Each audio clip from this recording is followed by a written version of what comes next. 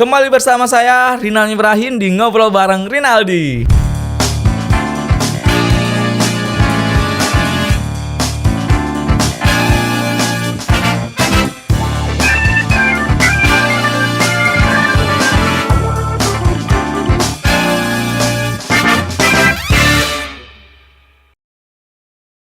Jadi kali ini guys, saya kedatangan tamu spesial.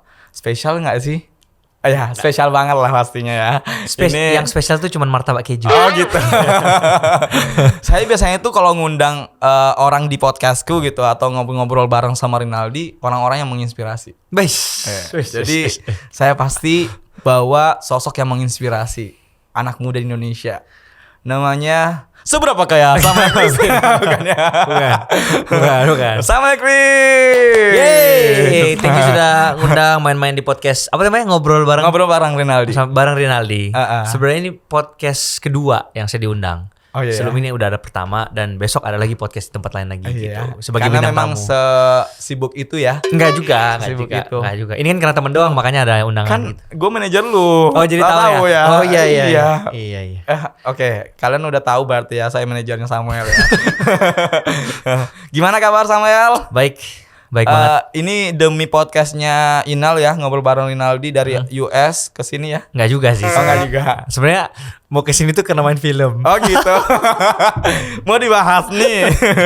Bebas sih. Emang film apa Sam? Kepengen apa? Sebenarnya awalnya tuh kan ke Indonesia tuh karena pengen main film. Sebenarnya ini pengen jadi aktor ini sudah impianku dari lama banget gitu kan. Terus tiba-tiba kayak kenalan sama casting director lah ya. Gak usah disebut apalah. Pokoknya kenalan sama ada satu casting director. Akhirnya selama beberapa bulan di Amerika itu kita nge-zoom. Lewat Zoom itu kita latihan acting gitu kan. Nah, akhirnya singkat cerita ada nih satu web series yang akhirnya katanya bulan 6 ini syuting.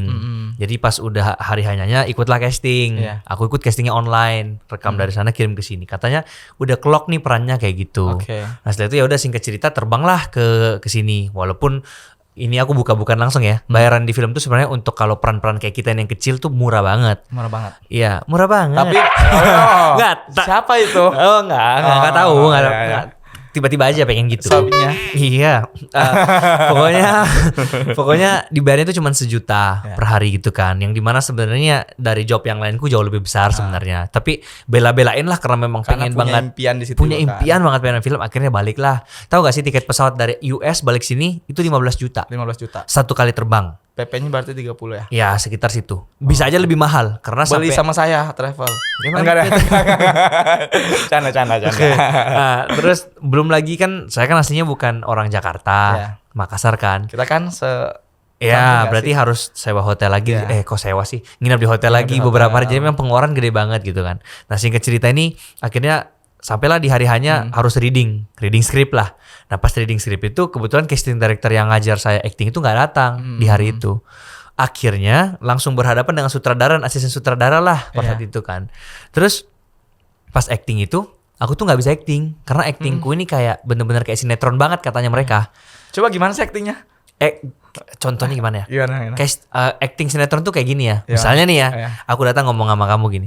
Nal, tahu gak sih lu Elisa meninggal? Nah kalau di sinetron itu ngomongnya kayak gini. Hah? Meninggal? Nah yang kayak alay-alay gitu kan.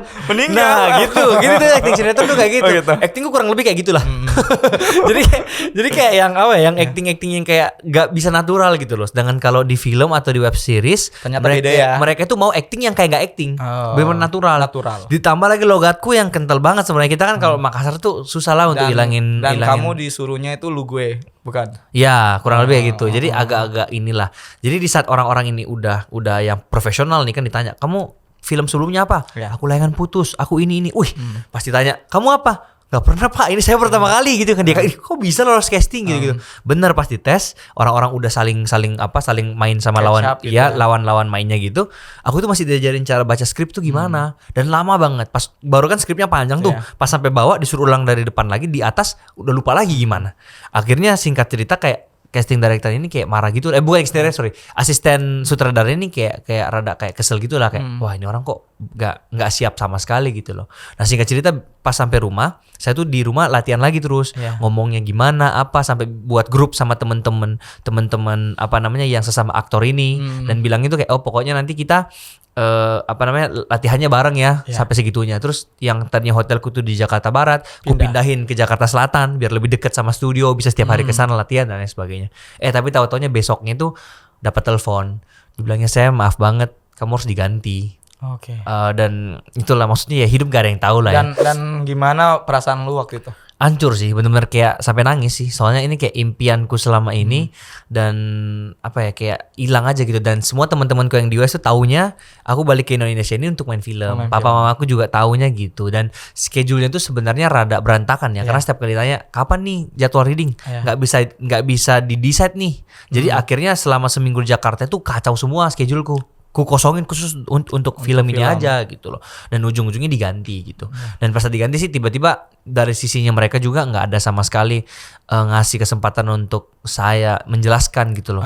Soalnya kan syuting ini sebenarnya masih 1 bulan lagi dari reading itu. Nah 1 bulan ini kan sebenarnya masih cukup waktu untuk latihan, untuk apa. Tapi dari sananya langsung pihak sana langsung kayak mutusin kayak udahlah kamu nggak ini. Dan karena belum tanda tangan kontrak dan apa, jadi emang sama sekali nggak dibayar juga. Jadi ya itu mungkin pembelajaran yang penting banget sih, yang kayak mungkin jalanku bukan jadi aktor atau apa entahlah. Cuman ya bersyukur juga setelah akhirnya sampai di Indonesia yang tadinya itu rencana awalnya tuh pengen jadi aktor, malah di sini tuh malah collab sama banyak teman-teman yang lain gitu. Sekalian lah. Dan banyak endorse juga ya. Banyak endorse juga syukurnya. Dan menang TikTok Award itu sesuatu hal yang nggak pernah dipikirkan juga sih. Jadi kan sebenarnya kalau misalnya pun sama aja sih kalau misalnya memang nantinya aku yang menang TikTok Award, pasti walaupun di US pasti balik ke Indonesia juga demi ambil pialanya dong. Jadi kan diwakilin sama manajernya? Enggak lah, enggak akan. Oh, enggak. Jadi memang kesini tuh memang udah ada jalannya gitu. Itu aja sih. Oke. Kepanjangan ya penjelasan tadi ya? Enggak apa-apa. Oh, aman ya? Kan teman-teman juga mau tahu kenapa alasannya sih, pulang gitu. Kenapa sih Sam ini bisa balik ke Indonesia gitu awalnya. Kirain mau ketemu sama Inal ternyata. Tapi sekalian mau perpanjang visa juga karena gitu. visa aku udah habis. Oke, mau MOU manajer juga. Oh enggak. Berharap banget sih gue disebutin iya gitu. Iya. Tunggu. Lu tuh viral banget tentang ini ya, konten seberapa kaya Sam ya. Lumayan. Itu gimana sih ceritanya Sam? Sampai saya nggak tahu juga sih kenapa Sam ini bikin konten seberapa kaya gitu. Minum dulu ya. Ya. minum. Mau tambah lagi nggak minumnya? Nggak aman. Ini saya sebenarnya tuh beli banyak. Nggak aman. Nah jadi singkatnya itu kan sebelum punya seberapa kaya ini, sebenarnya aku kan udah ngonten dari 2017 di YouTube. Awalnya tuh startnya dari YouTube. Instagram itu hal yang personal lah menurutku dulu. Jadi dulu tuh Instagramku setiap kali ngupload itu kayak bisa kayak satu konten malah satu foto per 4 bulan 5 bulan. Story nggak ada. Karena menurutku dulu tuh kayak Instagram memang tempat yang personal aja gitu. Sedangkan kalau di YouTube setiap minggu pasti. Berarti private juga? Nggak private. Enggak. Kayaknya pernah coba private kayaknya. Tapi itulah mungkin yang buat ada apa sih bahasa Indonesianya tuh? Apa tuh? Ada jarak yang jauh antara YouTubeku, TikTokku dan IG-ku gitu. Karena memang dari awal salah juga sih. Harusnya memang ada kayak call to action-nya dan lain sebagainya. Tapi kan memang dari awal juga nggak ngerti kan. Maksudnya tentang kayak personal branding apa. Terus jadi kapan itu serba kaya? Ya ini masuk sekarang. Nah jadi awalnya itu kan kontenku entertainment nih full. Nah terus ada satu masa di mana kontenku tuh hancur lah singkat ceritanya. Kayak nggak ada yang nonton di gitu. Di tahun berapa itu? Tahun 2019 tengah sampai 2021 tengah. Jadi 2 tahun bener-bener views anjlok, gak ada sama sekali ini. Dari yang awalnya yang video reaksi orang luar negeri itu yang bener-bener viral banget di mana-mana juga kan. Itu dalam 4 bulan kayak nambah 600.000 subscriber dalam 6 bulan. Nah tapi pas anjlok itu kan akhirnya tukar branding tuh, personal branding ke finance ke bisnis kan. Nah pas waktu tukar ke finance itu dari Juli 2021 jalan beberapa bulan 5 bulan masuklah di 2022. Nah tiba-tiba TikTokku itu kan udah ada sebenarnya dari 2020. Yang followersnya berapa? Followersnya 30.000. Yang TikTok yang awal ya. TikTok awal followersnya itu 36.000 kalau nggak salah ya. Itu yang outfit gitu. Itu full fashion ya kan. Tapi pas di 2022 awal, terus kan sempat konsultasi sama Inal kan, ini gimana Nal gitu. Kita itu baru ketemu baru chat-chatannya itu kapan? September 2021. September 2021. Pertama di DM. Tapi jadi manajerku itu kayaknya Oktober apa November gitu ya. November kayaknya. November ya, November 2021 gitu. Nah, pas di awal di Januari itulah kamu kan bilang bikinlah konten, bikinlah satu akun lagi, akun bisnis yang bisa fokus ke bisnis gitu. Ya udah singkat cerita akhirnya keluarlah nama Miliarder Muda Indonesia. Karena bingung juga kan mau namain apa gitu. Nama sama waktu sudah diambil orang. Terus konten seberapakah ini sebenarnya muncul dari awalnya kan konten bisnisnya ini diupload. Konten bisnisnya diupload di TikTok dan ternyata nggak naik. Karena mungkin terlalu mengedukasi kali ya konten seberapa bisnisnya. kayanya? Bukan konten bisnis murni, kayak cara beli saham, cara apa. Konten awalnya itu dulu. Terus setelah nggak naik gitu ya, aku mikir kayak gimana sih caranya untuk konten yang ada berhubungan sama uang, tapi tetap tetap disukai sama masyarakat Indonesia gitu loh. Akhirnya, kayaknya masyarakat Indonesia nih suka kepo tentang kayak kehidupan orang besar gitu. Jadi inspire lu siapa? Seberapa kaya? Siapa dulu itu? Konten pertamanya, video paling pertamanya, itu ada yang namanya Pablo Escobar kalau kamu tahu. Itu adalah orang luar lah yang pokoknya dia sampai ngebakar duit berapa ratus M untuk menghangatkan anaknya doang. Jadi kan unik kan kayak dari kisahnya ini kaya banget nih orang rela sampai bakar ratus miliar hanya untuk sebagai penghangat anaknya. Jadi kayak buatlah pertama kali. Hari pertama langsung nonton 10 juta. Di konten pertama seberapa kali itu langsung 10 juta. Besoknya sikat lah Raffi Ahmad, Deddy Kobuser, yang nonton juga juta-juta itu. Itu yang viral waktu itu NFT. Ya tiba-tiba deket situ ada Gozali yang sekarang juga jadi temen dekatku juga, Bang Gozali ini. Nah, itu yang nonton 20 juta. Dari situlah akhirnya sikatlah semua seberapa kaya. Cepet banget tuh. Kayak dalam berapa ya? Dalam 1 minggu ya. 1 minggu udah 100.000 kayaknya. 1 minggu udah 100.000 followers. Sebelum seberapa kaya, padahal udah upload kayak puluhan konten. Yang outfit itu ya? Bukan. Yang di Miliarder Muda Indonesia, konten yang bisnis ini, itu udah upload kayak 20 konten, followernya cuma 56. Itu pun 56 ini dari kayak repost ke IG. Guys, dan follow saya dong. ingat banget waktu itu awal ya. Kayak Sam, yakin nanti ini follower semua ini bisa sampai 1 M atau kamu bisa centang biru gitu ya? Beberapa bulan kemudian. Terus tiba-tiba nggak nyangkanya seberapa kaya ini bisa seviral ini. Sampai 6 bulan, berapa bulan? 6 bulan ya? Baru 6 bulan jalan ya udah centang biru di TikTok. Saya di Lampung guys. Dan awalnya itu kan saya masih 700.000 juga ya. Dan sekarang masih 750 lah. Naiklah 50.000 lah. Ya sekarang sudah 855.000 sekarang. Harusnya saya di Lampung ini. Harusnya bulan depan udah 1 juta. Amin. Cuman nggak tahu ya, mungkin karena konten seberapa kaya itu kayak ya, tapi dari sini juga akhirnya viral gitu loh. Karena saking viralnya ada pertentangan juga, sempat berantem juga sama ada seorang ya. Iya, pokoknya sempat sama artis gitu ya. Iya, dia nggak terima dia dibuatin konten seberapa kaya. Padahal kan datanya semua ada di Google gitu loh. Ya tapi jangan bahas. Tapi emang lu seberapa kaya sih? Hah? Emang lu seberapa kaya? Emang lu miliarder gitu? Enggak juga. Enggak sebenarnya enggak juga kayak gimana. Kan emang gue tuh udah ngeliat di YouTube kan. Saya mendapatkan uang 1 miliar ya. Di umur berapa tuh? 19 tahun ya. Jadi kok dibahas di sini? Iya kan nggak apa-apa ya. Ya ini eksklusif, belum pernah diceritain di mana-mana ya. Ini berarti bersyukur banget nih. Oke. Syukur. Jadi jadi apa ya? Jadi ya benar sih kayak pas umur 19 tahun itu kan dari YouTube dari sebagai content creator itu ya dapat 1 miliar itu kan. Nah terus pas semakin kesini ya tahu sendirilah income di US berapa per bulannya kan. Puluhan juta sampai ratusan juta per bulan. Nah ditambah dengan endorse dan lain sebagainya ya kalau dari seberapa. Memang endorsement itu hampir ratusan sih ya. Ratusan lah. Ratusan apa? Nggak ada, nggak nyampe. Saya pegang nih. Nggak nyampe.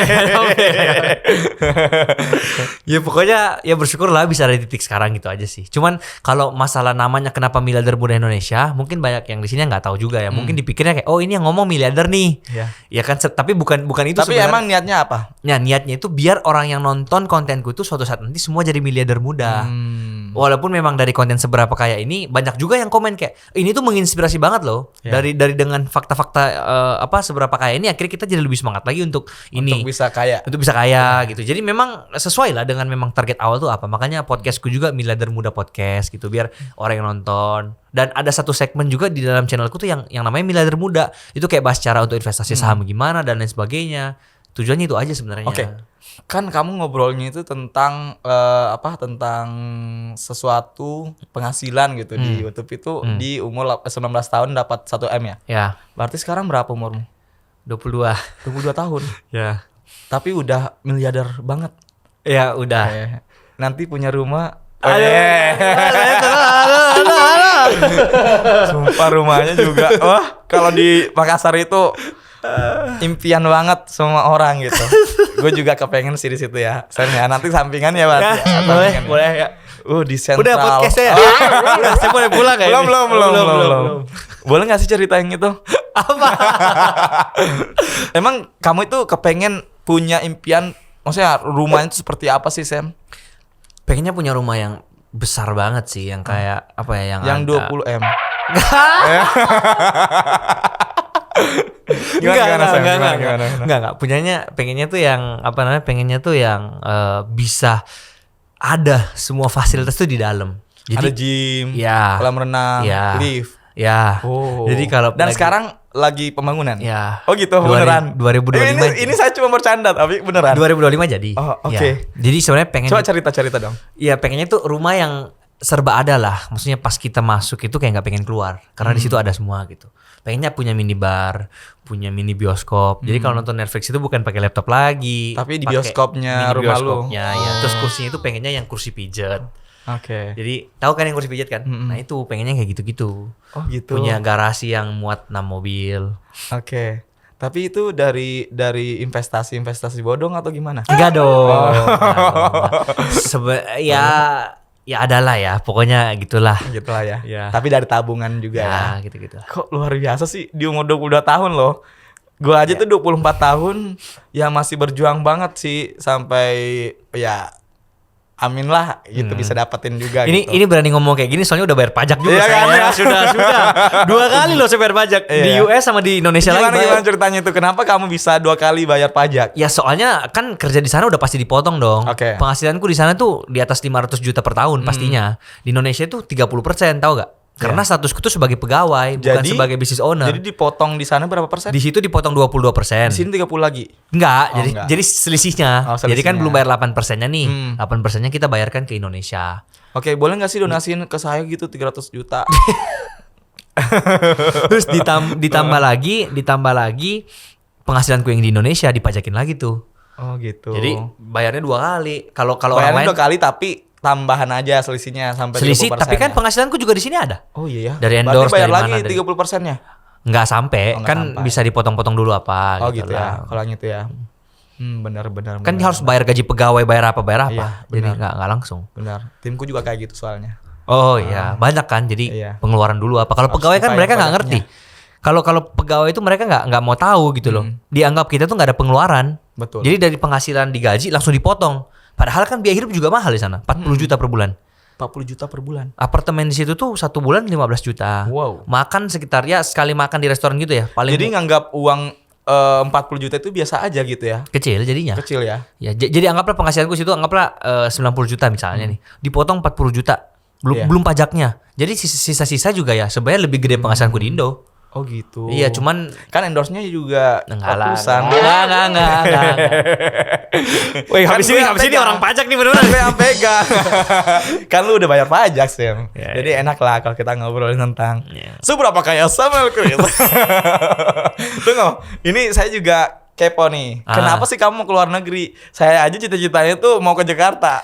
Kenapa kamu keluar Kok negeri? cita-cita ke Jakarta? Saya waktu itu pernah kepengen banget untuk ke Jakarta soalnya karena ngelihat artis-artis bisa sukses. Mungkin karena memang saya tinggalnya di Bone ya, di kampung gitu. Jadi kayak ngerasa Jakarta itu adalah kota besar. Jadi ke luar negeri itu kayak masih masih step kedua gitu. Tapi Step kan kedua.